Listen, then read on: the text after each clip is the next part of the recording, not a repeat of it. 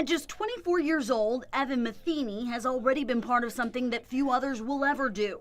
In 2014, he was one of a small group allowed to travel to Guantanamo Bay, Cuba, to observe criminal proceedings against alleged 9/11 mastermind Khalid Sheikh Mohammed.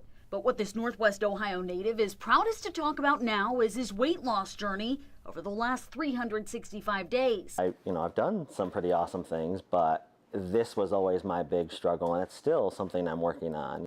At more than 350 pounds around this time last year, Matheny wanted to make a change, and during a visit to his doctor, got some expert advice on shedding the weight. I wanted to make sure that I was losing weight in a healthy manner. After initially dropping about 20 pounds, Matheny hit a roadblock and went back to the doctor to explore non-surgical weight loss options, which eventually led him to Cusimia. It's not a magic pill. It doesn't, make me lose 30 pounds in a week. There's nothing that will do that. At the time of its release in July 2012, Cusimia was one of the first of 2 new weight loss drugs to be approved by the FDA in more than a decade.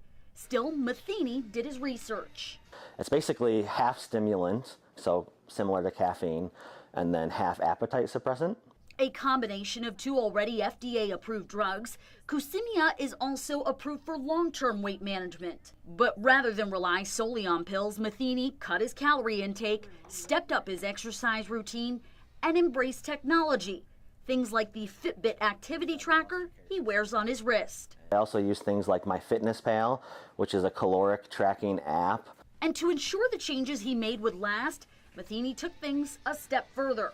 Food was my source of comfort, and so I really needed to go and figure that out. The counselor really helped me work through, hey, why did you start doing this, and what can we do to fix it? Now at less than 270 pounds, Matheny credits Cusimia and other changes that he's made in helping shape the man he is today, which happens to be a quarter size smaller than he was at the start of his journey. In Walbridge, I'm Angie Gonzalez for NBC 24 News.